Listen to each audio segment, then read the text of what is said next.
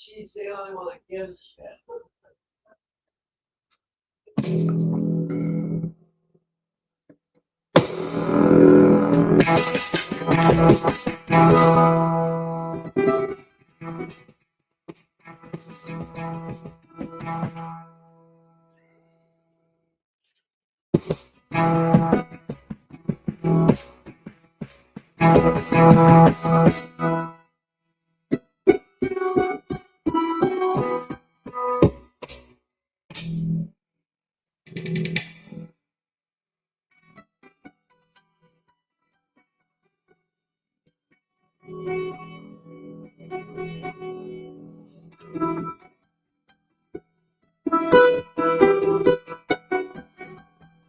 All right, Bryan Pezzone's in the house.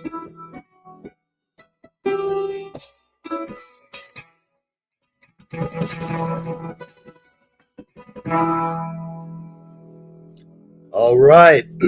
Everybody has been telling me forever that I have to get rid of this god-awful song. Go away, Facebook. Fuck off. All right, enough of that. We are going to go live, and I'm just getting myself ready because you hear that ongoing thing? It sounds like the oscillator being used at the beginning of Don't Stand So Close to Me. A great song about being a teacher and snacking on the young students' lunches. The behavior frowned upon for centuries, of course. So welcome Friday. Here we are. It is a stormy, hazy, sort of polluted, and just a typical crappy New York day. There's some kind of an inversion. It's all brown and crappy. And if you go outside, you'll have lung cancer in seconds. I don't know if that's lung cancer or a hairball, but whatever. Hey, Dan, what's happening? Dan, it's nice to see you, my friend. It's been a while. You came on for a good show today. I think I have a co-host, and if not, that's okay. I have my guest is here. He's hanging in my poorly ill-stocked dressing room. And so for everybody watching or about to watch, my guest who will be on in the first segment after I get done yapping about the news and just stuff that's going on. A couple of birthdays here. We have some friends of ours. Nikki Ryan, an old pal of mine from Florida. Happy birthday to you. Happy birthday to you. Happy birthday to you. Happy birthday to baby. Yeah, happy birthday to you. And the same thing to the jingle genius, Jeff Arthur. If you guys watched the show this morning, you know I was yapping about him earlier, and he's one of my mentors in the recording business. I was an intern when I got out of audio school and went and suffered as a love slave. I know that sounds terrible, doesn't it? It sounds like a horrible thing. And no, I didn't have to do anything that was legal or moral or fattening often. So bottom line is, it was a term of love and affection for our poor, overworked interns. So the first time we would call them love slaves, they'd really get pissed. By the time they got done, though, I used to try and go out and get them a shirt that says love slave on it. Make you proud to be a love slave. So that's where we're starting. So I'm here. I'm looking. I have come, friends, Romans, and countrymen. Lend me your beer.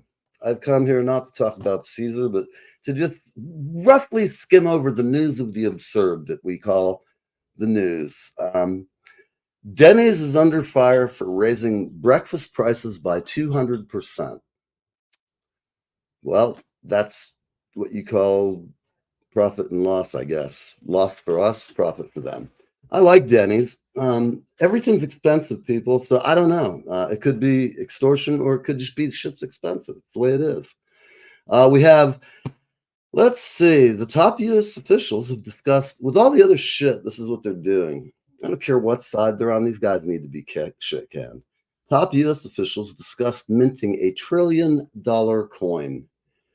I'm down with it, but I just want to be the first one to get that kind of a black card, like an American Express black card, which is like, I'd have to be filthy stinking rich. One of the problems is home valuations are rising faster than incomes, creating problems. Yes, indeed it is. I don't know what to tell people other than, let's see. And here's a good thing for you folks to know.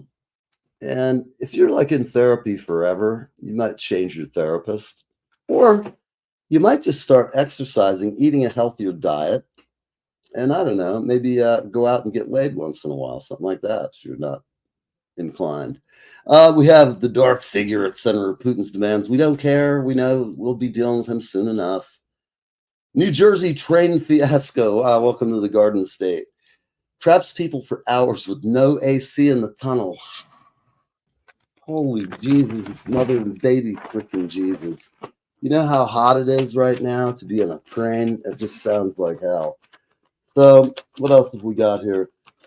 Willing to die for Mr. Beast. I don't even know. Mr. Beast got a show like I do, but better, I guess, because he's making more money, I think. I don't know what Mr. Beast does or what he's good at, but he seems to be getting press, whatever it is, it's working. So I think that's kind of cool. Zuckerberg, he's redoing him. He's had a makeover. His new image is gold coins. Oh, look at him. He really does. He's gotten loose and spruce. Let's take a look at Zuck.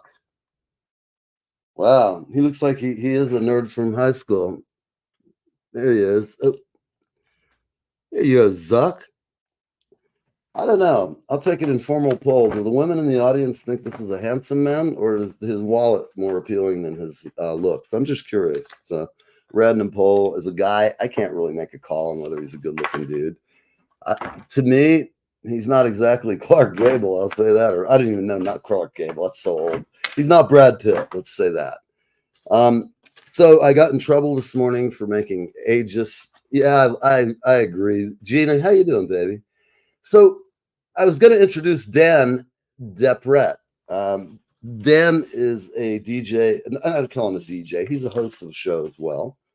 And he's also in a club of people that really, I don't know, they found me, I think, a couple of years ago, and we became friends. And I've had him on the show a few times, I think, a couple.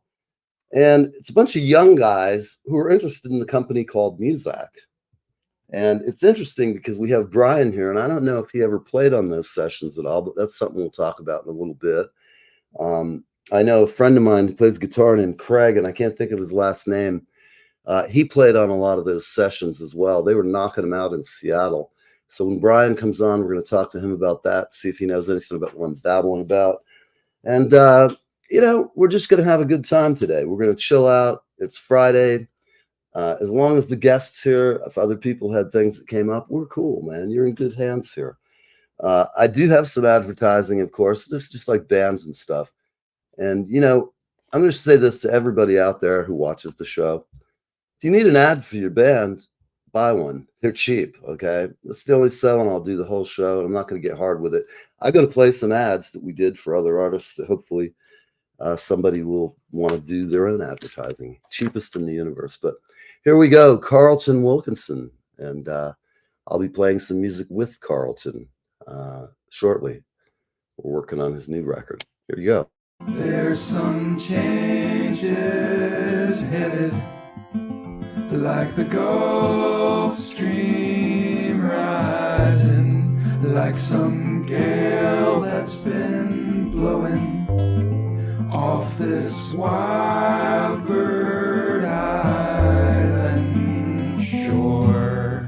And I can't say where, and I don't know when, but some old door's been opened in the restless shade. CarltonJWilkinson.com, that's right. Get his stuff. Yeah, Dan, we will definitely get Chad Bliss back on. We'll pick up Bryan and work out that cool Chad Bliss will come back on this play and talk about it for a while. Okay, so okay, we got a couple of more ads we just have to take care of real quick, and then we're going to get right into it. And the reason I do that is because when we get talking to Bryan, after the half-hour point, sometimes I just like to let it rock, if we decide to go later, if things happen. Can't hear me over the music. Okay, thank you. Appreciate that. All right, we're going to get back to the show here. So we're here. Bryan's here. Let's sit down and talk a little music. Bryan's just a killer. I love this guy's music. That's all I'm gonna say. Leave it at that. Thanks, man. Hey, buddy. Hey, buddy. How Hey, are you, man? I just woke up. Yeah, I know you're a nocturnal creature usually. I'm just depressed in the morning.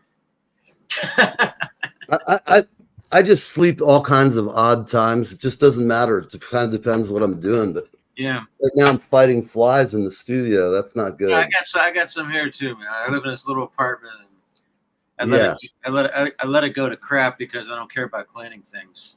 You need a, like Neil Young says, you need a maid. I need a maid. I just gotta wait till I can afford one. I need. Maybe with one of those $1 trillion coins, I could do it. Yeah. So tell me, you were over in Japan, and how was that? That looked like a great time to me. Japan was cool, man. I'd been over there years ago. This was for a new music festival. I met a conductor who my friend, the flute player, invited me over, and the thing was, it's in a city called Toyama. Now, Toyama is on the other side of the island, like facing the Sea of China or the Sea of Japan. So most of the cities we know, like Tokyo, it's on the Pacific end.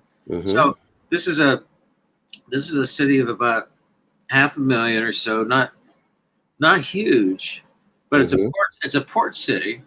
Right. And the thing that was really amazing about it was that when I was sharing pictures back from there, people were saying it's so clean. Everything's recycled. There's no violence.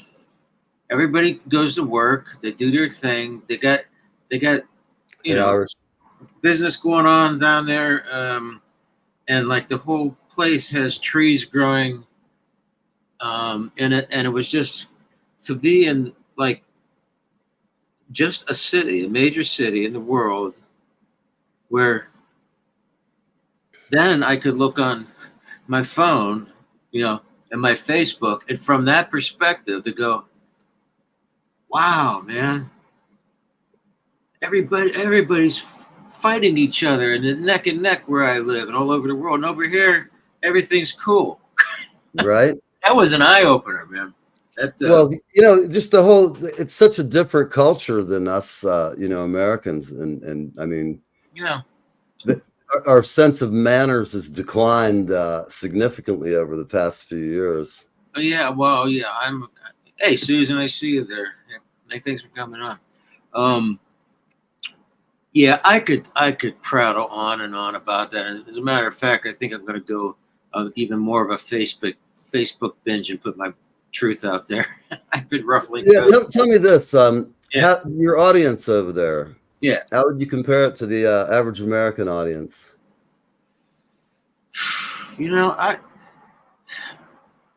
I think it's a little different from the average American audience. I think the people that like hearing me play are generally it's a huge demographic, and it also cuts across political lines and ideological and religious lines. It's people that are like in between, 30 something to 60 to 70 something.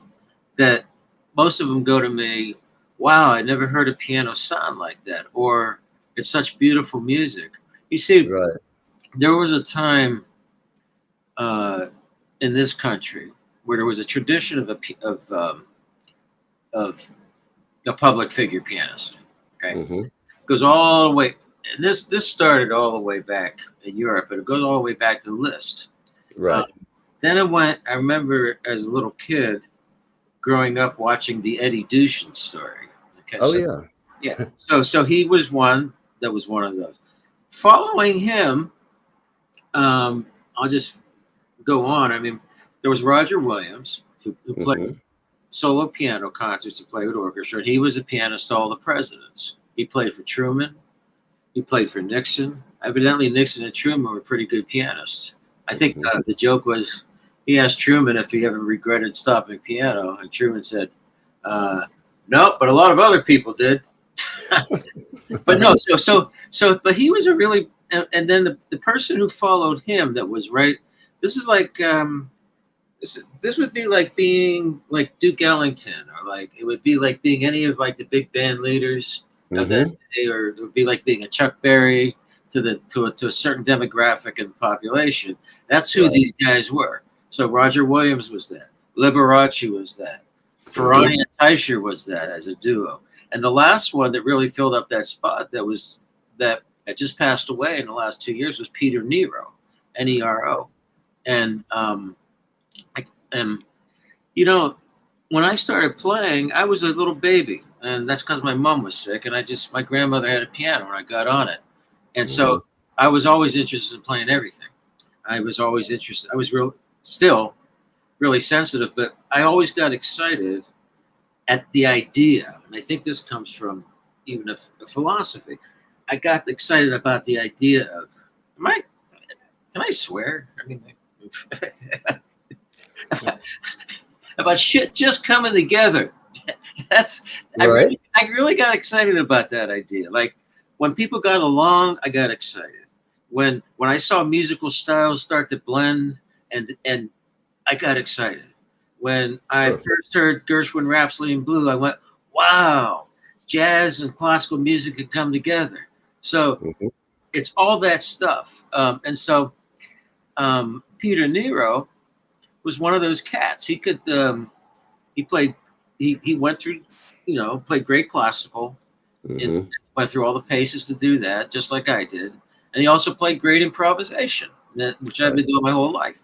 And so my dad, I was born in Western PA, and, we grew up basically in the poor part of town. I mean, we grew up on the South Side, which was, my dad was a son of a lot of old miners back in the day, weren't there? Miners, auto workers, a lot of auto workers, huge factories. Newcastle, PA, was actually a bigger conduit of in the 30s, 40s, and 50s and 60s, the biggest conduit from Philly to Chicago, because it's north of Pittsburgh and it runs along the I-80, and so all the big bands would come through.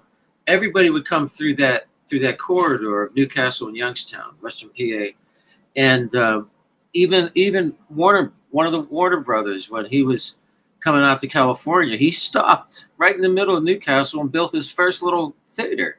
Interesting. And also there is this huge there's no explanation. Well, there is an explanation for it. On the North Hill, it's like in little boroughs. There's this huge Scottish Rite cathedral, and it's got this huge face that comes out of the hill and faces all over the city. And so the North Hill were the rich people, the South Side were the poor people. And so this huge Masonic temple was like just in your face. Like, wow, there's the, it's called the cathedral. We call it the cathedral. Okay. So anybody, so the cathedral was up there on the South Side where I grew up. That's where all the Rockwell plants were, Mesta plants, I'm talking about huge. And our old industrial base of America. It was the biggest industrial town north of Pittsburgh, in between Pittsburgh and Buffalo. Right. And it was like Youngstown. So that whole area, when I grew up, was just flooded with culture. Right.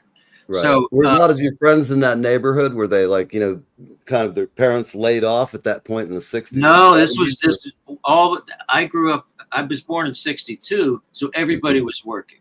All right. So I'm a year older than you are. I'm 61. Okay, cool. Same time period. Yeah, we count that way. I say 6.2. I don't even know. But no, everybody was working. There was no problems. I mean, we could run through. I mean, it was like those days, when people put up on Facebook and say, remember the days when we could run through each other's yards and blah, blah. Well, that's where I grew up. I grew up in the one city that is kind of like an in-betweener, because it had a population when in its heyday. Muzak. Yeah, we'll talk about Muzak. I did, but maybe an artist listed with your name. Maybe I did do something with somebody. Would that have been in Seattle? Yeah, but no, anything that I'm on a recording on, I did in LA, and then they might have piped it up to some other city, Yeah. Right. Um, Do you know Chad Quist? No.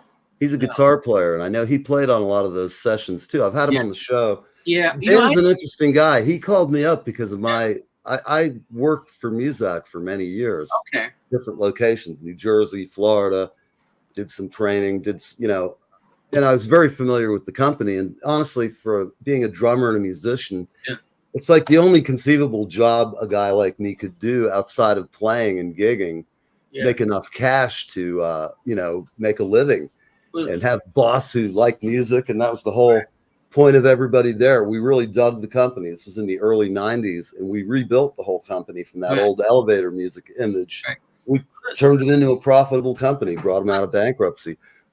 These guys, though, were fascinated by the music that we bought for the environmental stuff, like this classical elevator music where it sounds like it was old standards they would play. Oh, I remember well when I went to the dentist. And let me tell you something about me, man. Dentist office music, exactly. And when I came with the company, we turned it in. It's not just me. It was like a whole company rebranding where we started doing custom music packages to get away from that image of Muzak. Yeah. And I know him and a bunch of young guys started a Facebook page to find out the standards as well as instrumental covers of pop and rock. Right. The insipid Beatles remakes. And, some of that stuff is cool when you're working. I feel like I'm going back in an old office building in New Jersey back in the 70s. And absolutely. You get in the elevator and they'd pipe in this really flouncy, it's like Liberace's fucking stuff. Yeah. And all kinds of, and Liberace mentioned him earlier. People always talked about his lifestyle, but the guy was a son of a bitch on the piano. Well, here's the thing, and this is where I stand. I mean, I might be different from some of my colleagues this way. The way I grew up and the way that I am, I'm not a musical snob at all. I mean, like, I know from hearing you play. I've played with, personally, like with the greatest, new music composers in the world. I've played with Pierre Boulez. I traveled with John Adams. I've played the hardest shit, in my career.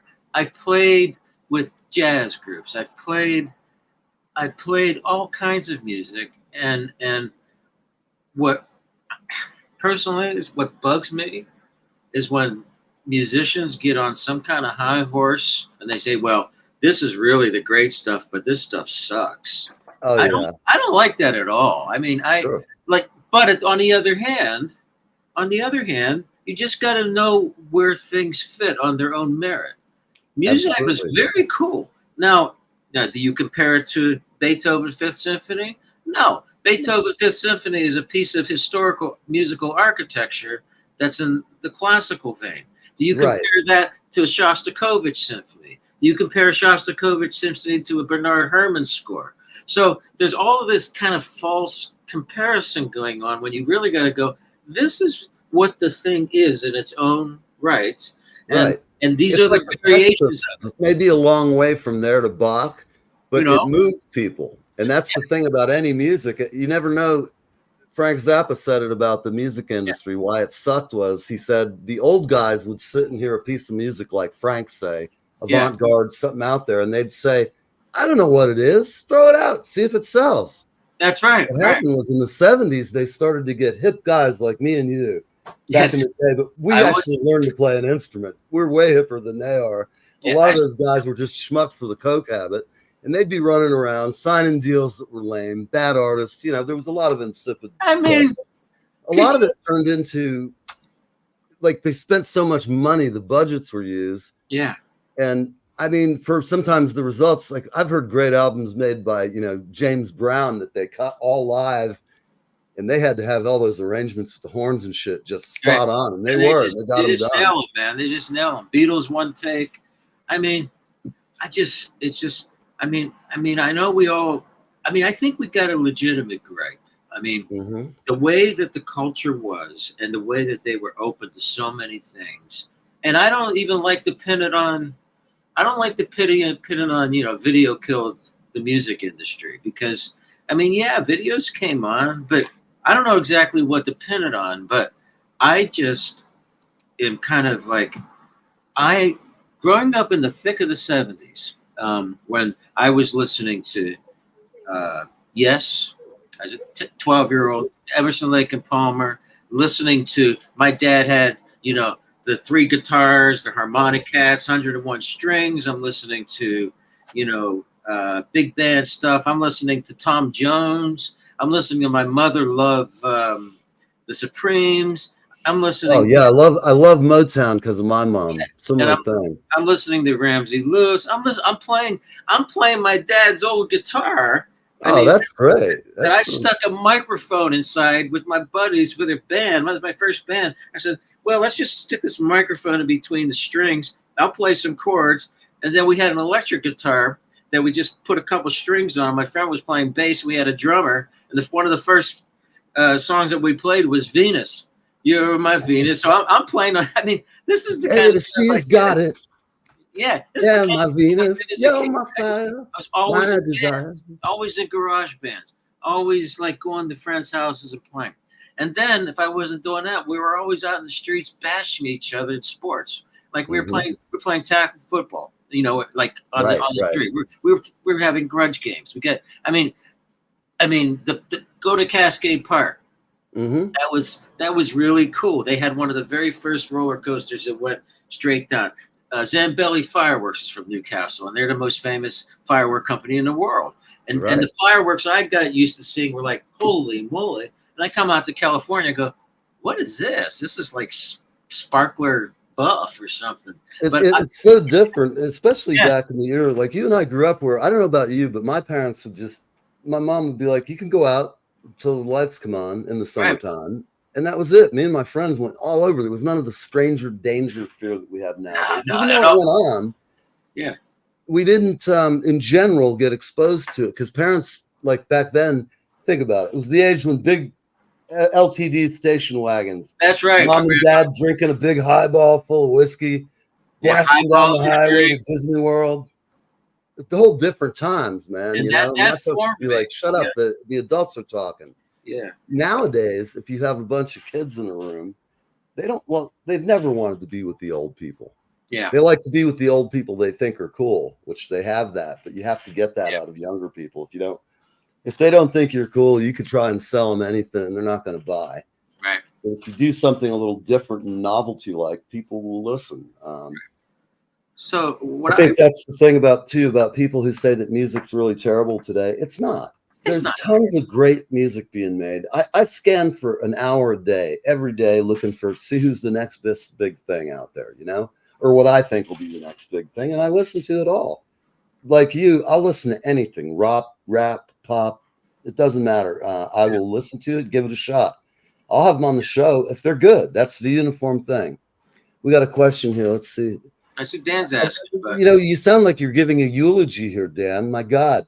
It had its dearly departed. The thing is, Dan, I don't know how my name got on all those things, but what I tell people is I say, I'm probably the only. I said I can promise you that anything you see on me about the internet, I didn't put there, because I've been involved with so many different people. Sometimes for fun, I used to look my name up on, and then just see something I recorded sort of bought out by somebody else, and somebody else has it, and just Google myself and go, wow, that's a new one. Wow, they got that one. Wow, they got that one. Because I can't stand PR. I hate it. Right. I've hated it with a passion ever since I was a kid, because I grew up in this town.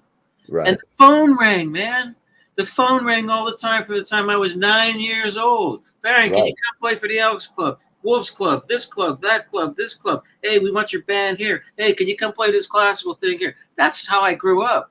And when I went to Eastman, which was a prominent college, and I got in there, I was in there from music. I didn't know that's where you started your career. Yeah, I was composition and piano major, and I broke the rules there. The first thing that made an impression on me was that I ran into a whole different demographic of people. See, I grew up in what they call Generation Jones, where I got, I used to sit, my mother's sick bed. I used to sit and watch the black and white TV. We had a UHF. we had the rotary phone. We had the old operator. So I consider myself very lucky to have seen the real, like in the dirt. We went to the creek. We went in the dirt technology. I didn't have, and I was always the last one to get a computer, a cell phone, or this or that. And I rode out this, I was always behind, but I rode out this wave, of just watching, wow, there's this economic echelon. So one of the first things that happened when I went to college, there were a bunch of kids sitting around, and I just shut up. I had long, gangly hair, and I heard all these freshmen and whatever boasting about this and that, saying, "Yeah, I went to Tanglewood, I went to that, I went to Interlochen, I went, I don't even know about these places." So I just shut my mouth, and all I said to myself was, "God, I haven't been exposed to any of these things." I said, "God, just wait till the end of the year." So the end of the year comes along, and I get the highest grade for piano performance, and all these guys are looking at me going, "Who are you?" I'm thinking to myself, well, I'm just a guy to shut up, because I knew I had a lot of talent, but I also knew with that immense amount of talent that I couldn't fucking waste my time. I tell college students, when you're in school, if you're passionate about playing, you're never going to get that time back. So yeah. I remember using, I skipped classes. I'll tell you what, at the end of the day, when I was a senior, I won the concerto competition playing Beethoven's Fourth Piano Concerto as a composition major, because I dropped the piano major because the piano major was getting in my way of playing piano. And then to make I can hopscotch all around. In 1992, Eastman interviews me for a piano job. And they say, "Well, how would you change the piano program?" And I look at him, I say, "Don't you guys remember I dropped the piano major because it got in the way of playing piano?" So you can imagine how that interview went down. I mean, it was great, but my whole approach had always been informed by my own instinct. It was like, right. I've noticed when you're doing improvisation sometimes at night, when you just come home and you're just goofing around, like you're just improvising, and you can play anything. It's obviously, but I like it. The other night you were playing something, and it was all these minor modal chords. It was like real free jazz almost, and I just was like, it's just sit at home and listen to it. I look at it like playing drums along with that. I told drummers, if you want to learn to play good, put on circus music, play along with it. Right. Just for your chops, because it'll learn you to respond really quick.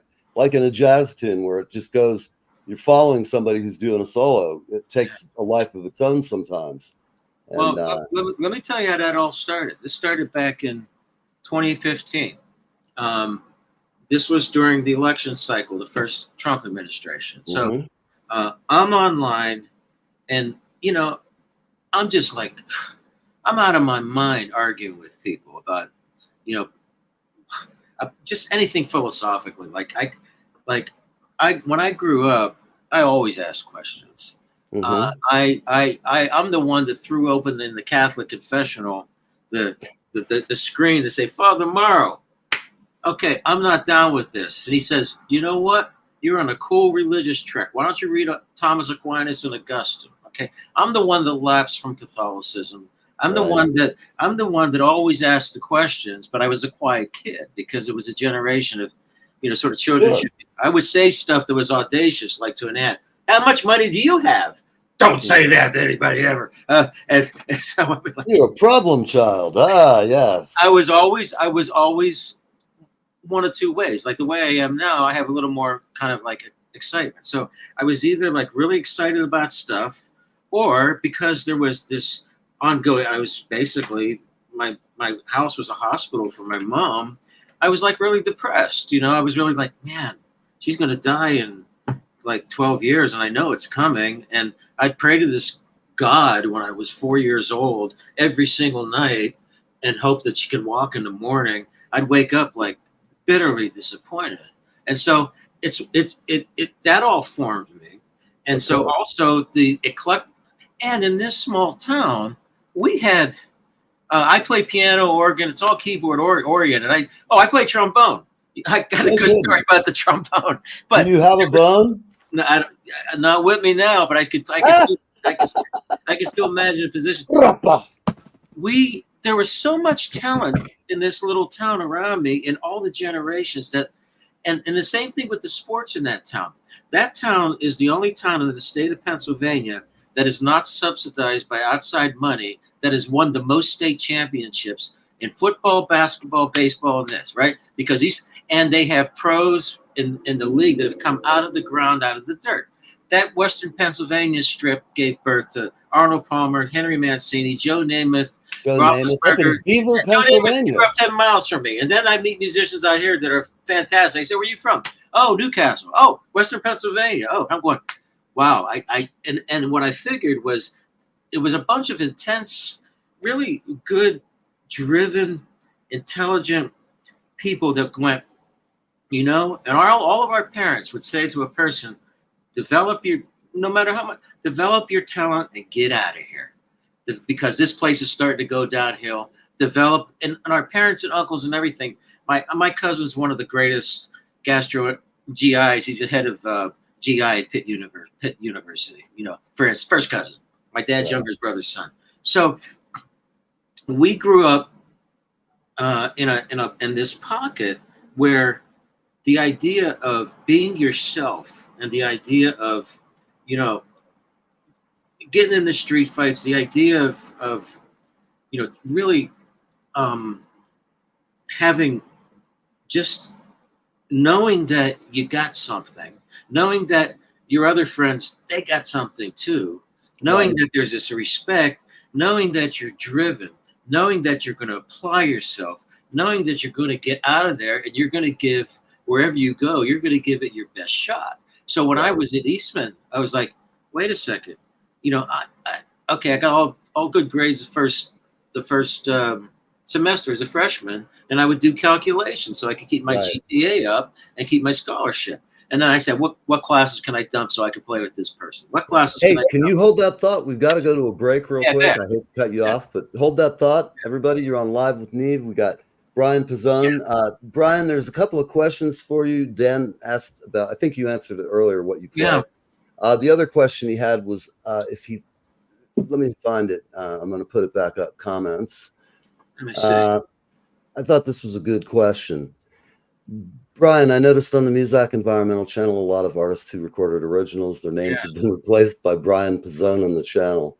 I'm curious if this could be due to programming back for Muzak. I have no idea, because I actually never officially remember working for Muzak or signing any contract or getting paid by anybody from Muzak. But, if my name's on something, who knows? Because I did a lot of buyouts. It's just like, you come over here, you're in the union, did a lot of union work. But, the truth of the matter is the union just started to become SOBs when work started to get less. You just come out, you're part of the union, you do union work in the 60s and 70s, you do non-union work around the clock, you do everything, right? So the unions became a problem in music and in the arts when suddenly their entity was threatened because music was being done all over the place. And so I grew up right in the cracks of that. I came out here in 87. I started doing everything. And then I was working. Hi, Marie.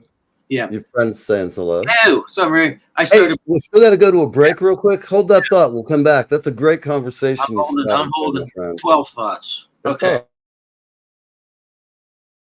Hi, this is Leland Sklar, and I am hanging with Neve, and I am having the best time of my life. Live with Neve, Fridays on the East Coast.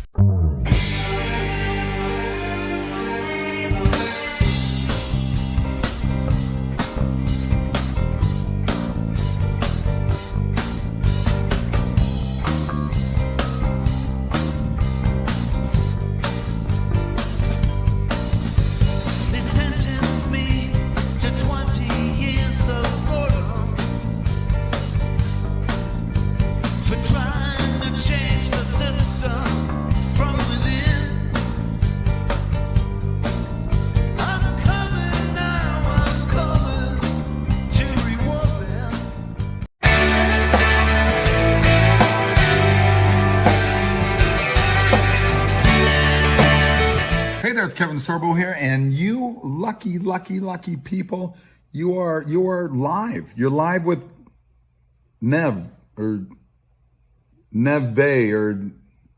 Neve. I don't know. I can't say the dude's name. Anyway, you're on live with him, so I don't know. I guess that's a pretty good thing.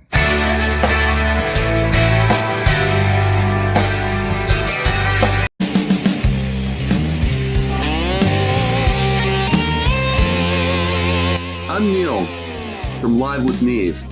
We have an exciting connection for our veterans, country music fans, and there is something for everyone. Gone Country Hats at GoneCountryHats.com.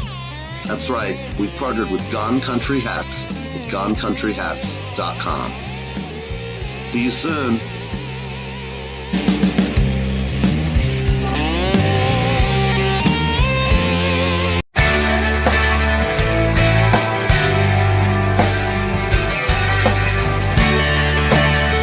Hey there, it's Kevin Sorbo here, and you lucky people, you are live. You're live with Neve or Neve. I don't know. I can't say the dude's name. Anyway, you're on live with him, so I don't know. I guess that's a pretty good thing.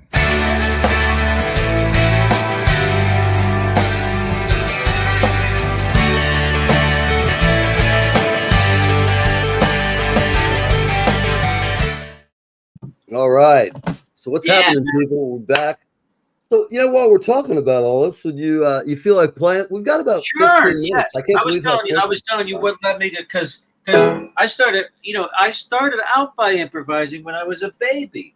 I was like this on the piano, and it wasn't banging, and it wasn't like these little kids that do the chord. I was like this at my great grandma's.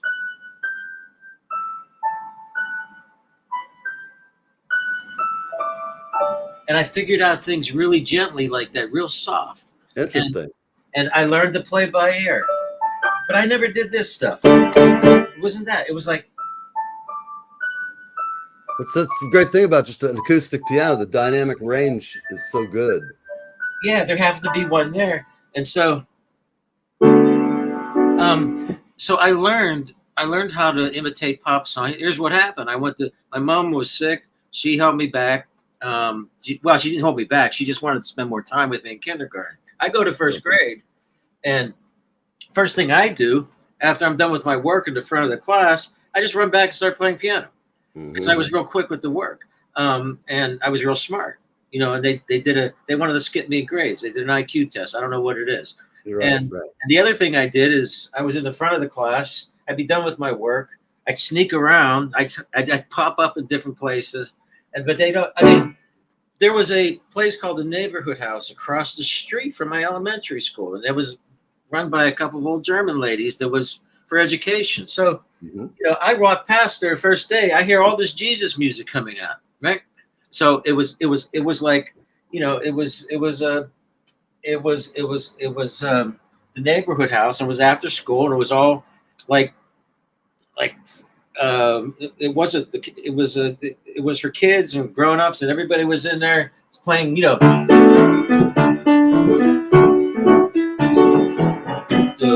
So I walk past, I go, very like second line New Orleans thing almost. Yeah. I don't even know what I'm doing. But I just walk in and I said, hey, can I play the hymns? And I started playing the hymns by ear, how great thou art and all this other stuff. And this nice lady that was the musician called my dad and said, your son's got talent. I'll teach him for $5. And my dad gets his $25 piano. But that's where it all started. Right. So that when I talk about improvisation, I talk about it simply in the way my brain developed and having an app. It's simply talking. And when I talk about reading music, it's simply reading. The reason I did so much studio work was because they have this expression, oh, he can read fly shit. That means really complicated. Oh, yeah, I get it. You're going to play everything. Because I played all the Animaniac cartoons, all the Pinky the Brains, all of this, all of that, but they all came back because I could read everything without making a mistake. And that's how I got started in the studios, because reading was easy. It was like reading a book. And then improvising is easy because I know all my chords and scales. It feels like when I put my hands at the piano, it's like I'm in direct contact with the lexicon of the nuts and bolts of the musical language. And all you have to do is tweak it this way, give it this thing, give us that thing to make it into a style, right? I've noticed that when you just are improv, when you're just hanging out and you just improvise, depending on your mood, it depends on what you're going to play. And if my mood, it's like almost sometimes you remind me of Keith Jarrett, and I mean that as a compliment. Because you'll wander, and I can hear all these great influences, and they're all in there. Great vocabulary musically that it's just I can hear you thinking as you play. I mean, that's really the thinking's easy. I like to like when I teach kids, I say, no, they're making you think hard. Like your left brain controls, it's the command center. I said, are you thinking loud? Pretend there's a volume knob on your left brain. You don't really need to think real loud in your head. It'll still control the information. And I just say, think quieter, and they play better. There's these simple things, and then I said and I got a big corpus callosum because the right and left brains are, I mean, they're like one brain, and so I can immediately go from emotion into music. Like if I want something horrific,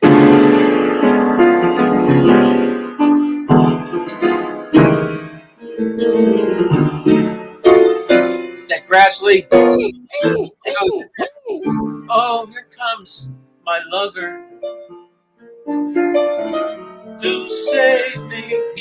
Actually, it's like, and so translating emotion, all the range of emotion into music, and also translating the all the intellectia of music. There's this whole other from the classical period through the jazz period, which is, well, you got to know this, you got to know that, you got to know that, and you're not a real. You have to have that whole lexicon of popular music. When I passed out of the theory classes because I went, oh, I already know that. That's what somebody else labeled it. I already know that. I already knew it. It's just that there were all these different books and these experts that wrote books about music theory and jazz theory and this and that. And I go, well, no, you're calling this that's not what I call it.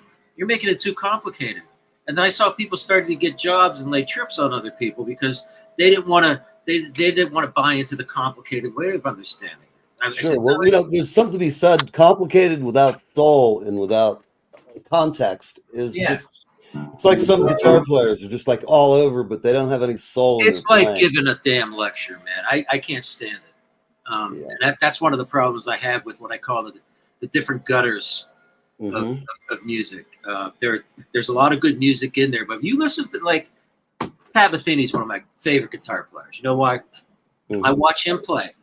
He's moving his fingers. His fingers are liquid all over the place, different positions, all this. It's like he can get all of that stuff, but he's not doing typical licks. He could do the typical licks. And I'm like, wow, this guy is one with this instrument. He's gone beyond, and so I have other musicians that are my favorites because of that. They're melded with their instrument. And they don't, and somehow they've been able to access so much. I think Jeff Beck was one of those guys. Oh, Jeff Beck was like that too. I used to always say great guitarists are equal in many ways because they all have their style that is unique about them. So when I first, Jeff Beck was more than equal, a little bit more, So that's where He's I not come afraid from. of that guitar. That's where I come from as a pianist, where I've learned the scales. I've learned these little licks, blues things. I've learned the circle and fifths forwards and backwards, and I also know clustering, atonal stuff. And I developed my own theories when I was 22 because I was like, I'm just sick of doing this. I want to figure out if I'm going to improvise something avant-garde, I want it to have an integrity, It's like I know I'm playing a D minor with a flat 5 and a flat 2. I know how to transpose that. So it's it's that kind of thing, and so it's all one thing. But you asked me to play something, and what I do when I do a live video is I just play how I'm feeling or what's on my mind. Okay, right. And I don't ask for money, and I play because it gets me off. I mean, it's what I love doing. I mean, I'm a basic guy. Food, women, music, getting loaded. Right now, there's a lot of those things that aren't in my life right now, and it's bumming me out. I'm finally getting over the gambling thing. I love gambling. Everybody knows that. Right. Everybody knows I've been a gambling addict for 20 to 30 years, and I'm finally fixing that up because it's just that lands you in the sewer. Well, you know, I was on the Warren Zevon diet for 20 years. Yeah. And I quit 6 years ago. And yeah, I had to. It was just time. It was time to quit Yeah. screwing around with my health and all that other. A lot of fun. Sometimes it wasn't as fun as others, but it was more fun for me than everybody else, from what I understand. So, yeah. So and I don't remember parts of it, but you know what? Everybody's got their own timeline for how they grow as a human, and absolutely, all man. these things that happen, good or bad. I look at it in terms of stoicism. Nothing's going to hurt us worse than our own impression of ourselves if we let it. You got to be fearless in life and go for it and do what you do, and let your actions and your playing and your it's better to let the action speak, you know. It was so obvious to me when I was a kid. I saw like highbrow music composers starting to cobble stuff together, and I saw other people telling me, well, you can't do this. I said, no. I said, you know, the times we're living in, there's so much information. I said, it's going to take you all your life. You can't like force this into that, force this into that. You have to let the stuff settle into your whole system, have it naturally integrate, so that you don't sound like the professor playing. So that's why when I'm playing like pop and stuff, I like to keep all the info what I call under the hood. You know, so if I'm playing a little bluesy thing in D minor, like E minor.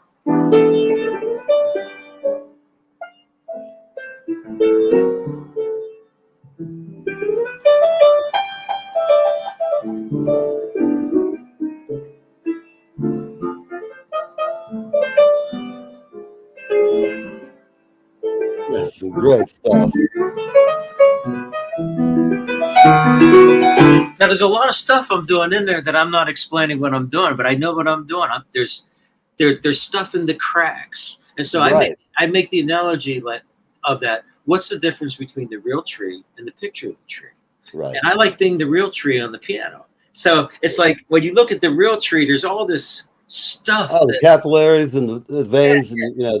And so when I play, like from a standpoint of dynamics, first of all, this is just pop, you know.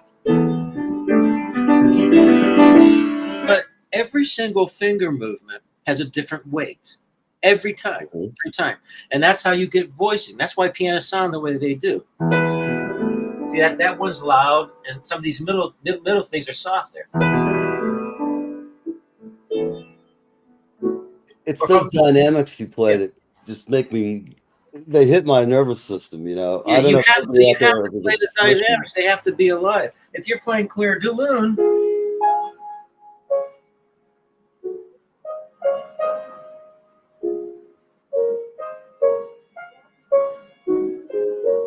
you're listening to how loud that note is so that you can match it. Mm-hmm.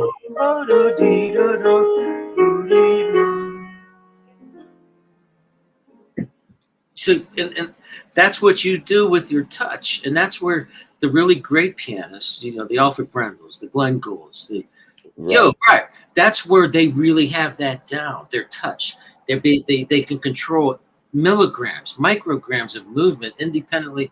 And so the one thing I had in my classical training was the exact right teachers when I needed them. So I had the early training, then I had Mrs. Stickle, who was just drilling scales and arpeggios, you know, and then I had a guy that was showing me touch when I was in. And then when I went to Eastman, I had an old Italian lady that saw one problem where my wrists were tight. She fixed that. So I had the best teachers. I mean, everything else in my life could be screwed up, you know, but I had the exact right teachers and musical influences and experiences when I needed them in sequence. And it was really, really cool. You know, hey, Gina, good. Hey, Gina. So she called you Byron. Would you prefer to be called Byron? Nah, Bryan. I got a story. Bryan. Yeah. Oh, yeah, it is Bryan. Never mind. I'm having dyslexia now. You know.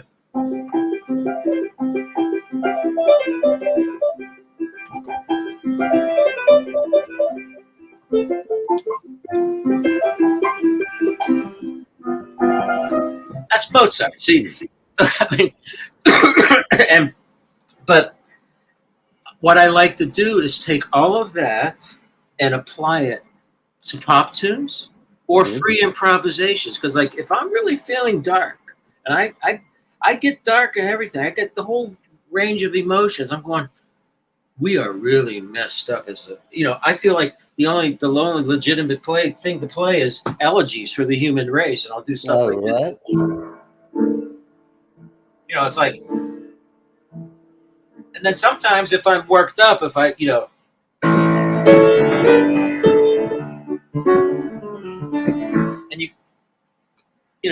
if I'm playing something that has more energy, so my whole thing was to become in that model of the Peter Nero that could bring all the classical technique and also play pop tunes and be the next version of that person.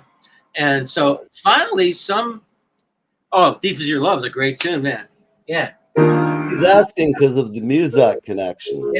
The changes for How Deep Is Your Love are amazing.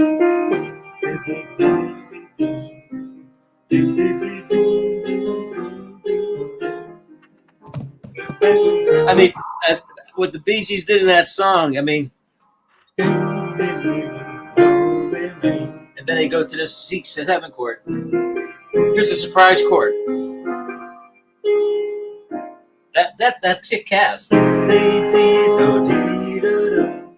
That kind of voice. That is really, I never thought about what a complicated piano part that is. It's really nice arrangement. C7, G7, straight to the B sus. I mean, so now I'm thinking all this shit, but I'm not playing it like a here. He's asking. Dan says, "What if you took the song and added some E sharp blues to it?" E sharp blues? Or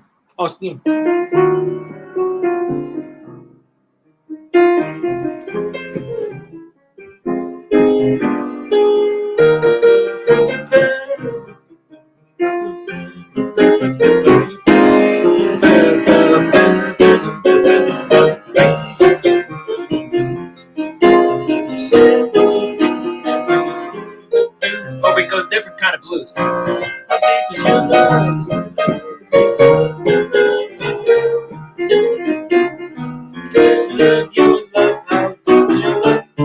I like making words up on the spot. I mean, it's like I love these sitting ching ching ching ching ching. Man, I love that stuff. So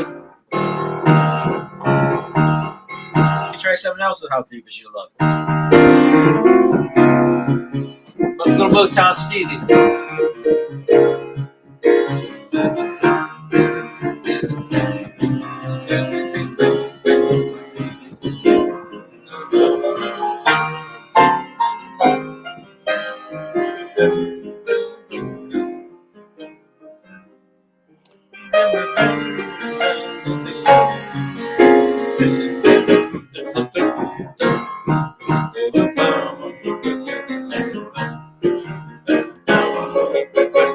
It's like, hey, here I am on the screen. Now I'm on the big screen. We still here?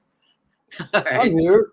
So I could play something, so when I sit down and play, I play whatever I want, whatever I'm feeling. Some people ask me for requests. Oh, she's always a woman. That's one of my favorite ones.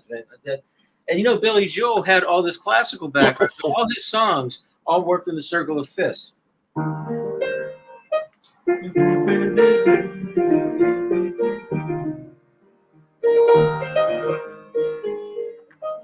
I'll play this a little. Scissors.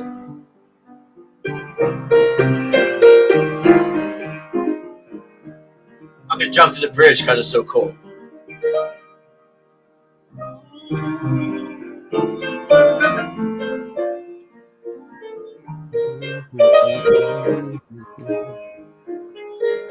Check what it does here. But I don't like the.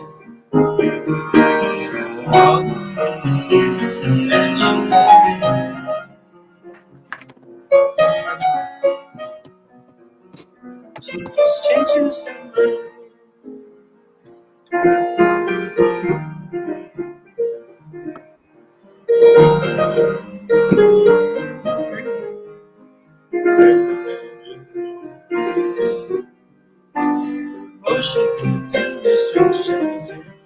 She's always I did a little improv later.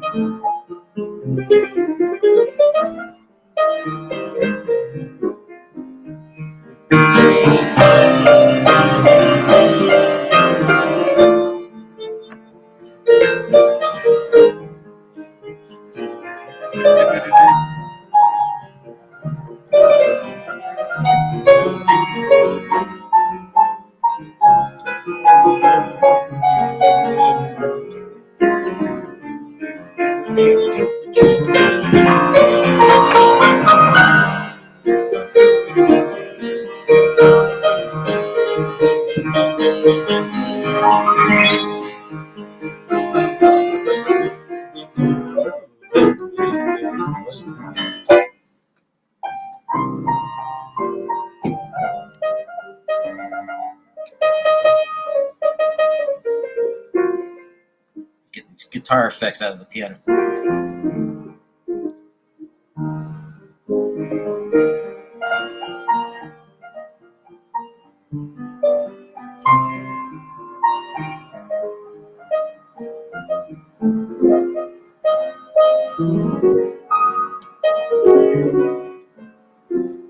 I agree.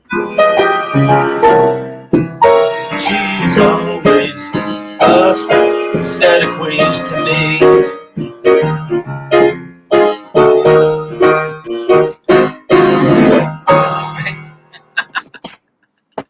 I started thinking about pocket queens. That was great, man.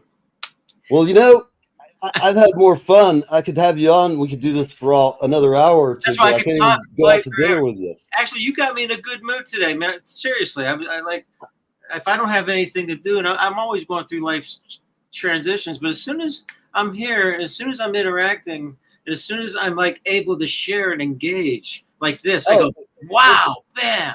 Yeah, and it's great because you know civilians don't get what's inside of musicians' heads very well often. Yeah.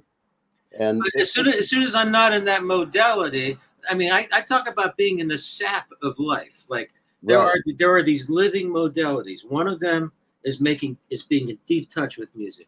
The other is I'm talking about real life. I'm not talking about secondary living through. I mean, I've read all the books on how to be in the moment.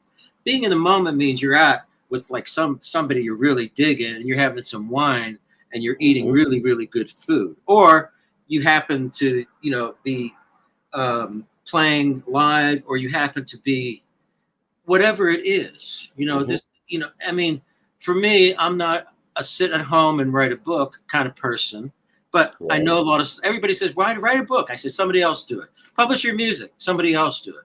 Why aren't you more famous? I said, look, I'll give you 90% of the money. If you believe in me in that much, you could take 90%. That's how that's what I tell people.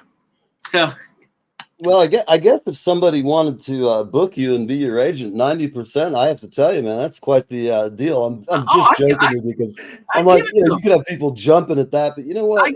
I give it to them. It's more than about money, and I get that because that's the way, to me, like, I'll say this, American Idol, shows like that, I don't dig it because it's more about how much plastic you've had, and it sort of like, to me, music's not about 1,000 people lined up around a building. It's about individuals who have to sit and learn the you know, they have to learn all the chords and the sequences and learn how to read and how to play and how to music time is just and how to another attribute of the human being. It's just another. It's in our DNA.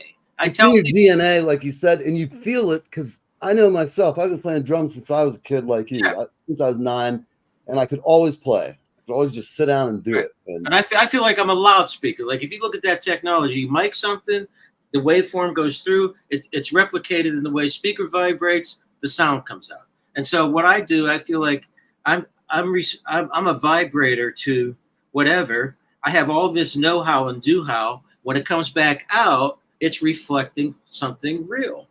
Right? It's that simple. Well, you know, the time's up, but you know, you want to go out and play a little something on the way out? Sure, man. What do you want to hear? I don't know, like Jan Depret, excuse me. Oh, the darkest thing I can play. You know what? Why don't I I don't want to do the darkest thing because what would be the darkest? This is dark. Like if I did a version of like The Sound of Silence, and I did it this way because The Sound of Silence is a great song.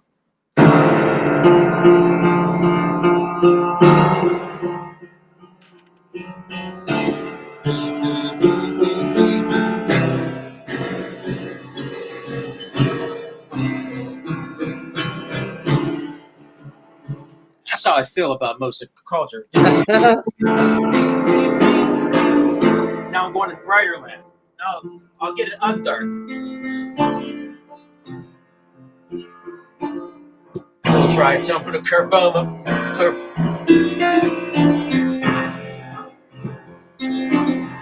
This is Metallica doing silent sound. So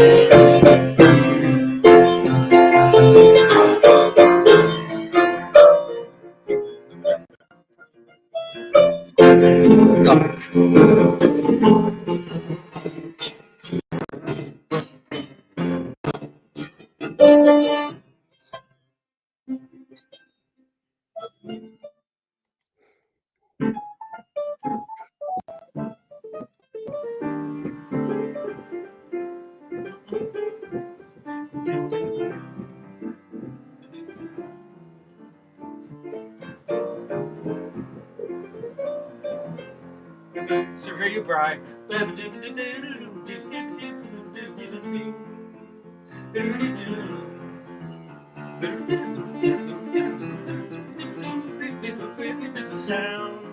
Sound of music, of music, of music, of music, of music.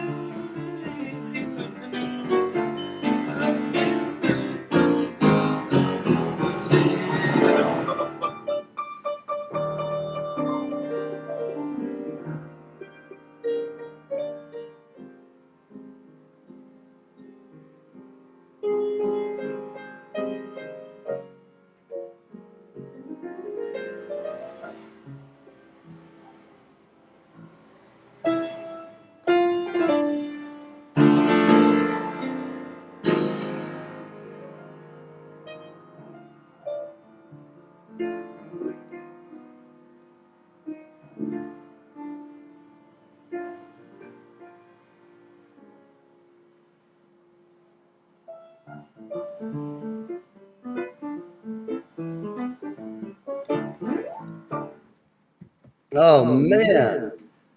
All right, everybody. Well, that Bryan, I can't. I gotta stop. Thanks for having me on, brother. You look like you're having fun, man. It's my happy zone. I have a few happy zones. I mean, and they're the obvious ones. And then there's some. It's great because I don't know about everybody else, but I'm in my happy zone. I feel great. I wish we were here jamming. I just had a little jazz kit, man. I jam along with. I love this stuff. Yeah. But I really. I love improvisational music, like when you're playing stuff like that, where we just have to. It's that communication between musicians where it's just like magic. I mean, it's no other expression. Yeah, and I grew up with amazing cats, and they're still back there playing. I mean, that's what I was saying. There's some great. The guys that I played in bands with, you know, I had the classical training, but going to everybody's garage, they formed me because I played guitar, I played piano. And if you weren't playing in time, if you were rushing, they'd kick your ass. They say, stop rushing, just go in the groove. And so when I started playing Beethoven trios, and right. they start stopping and all the time going, will you just play the music and feel the groove first? Then we could fix up this other stuff. Right. Definitely. There's a lot of cross-pollination that really was effective. I think it's great that you had such an open mind to learning. You know, just everything. I learned that as a young kid from musicians I was around, some professional, some not. Yeah. They just said, take every gig you can get, man. And even if you don't know it, fake it till you play it, you know. Or fake it till you play it. I owe a lot to my cousin, Chris Macy, trumpet player. We played weddings and all kinds of stuff. I had a Fender Rhodes. I brought my Fender Rhodes up to Eastman with me. I mean, Thanks, Janet. So I can keep going on and telling stories about how we have a fan of yours here. Liptu says hello from Bangladesh. Yeah. Brian's great. Thank you for watching. And for everybody else who's watching, I see a bunch of your friends have been here. Thank you a lot for watching. And Brian, you know what? We got to make this more often because it's always great fun. I mean, I could sit and talk music with you. Next time I'm in LA, the last time we crossed paths but didn't get to hook up. Right. But next time you guys have one of these jams, if it's scheduled out, I mean, I'd love to come out and play some music. That'd be so cool, man. It's like just a cool thing to do. Yeah. All right, everybody. Thank you very much to Brian. Thank you guys for watching. Thanks for having me. I'm going to walk us out of here, and I'll see you next week.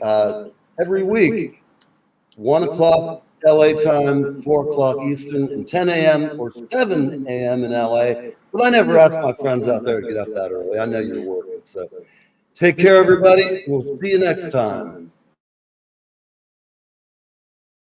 Hi, this is Leland Sklar, and I am hanging with Neve, and I am having the best time of my life.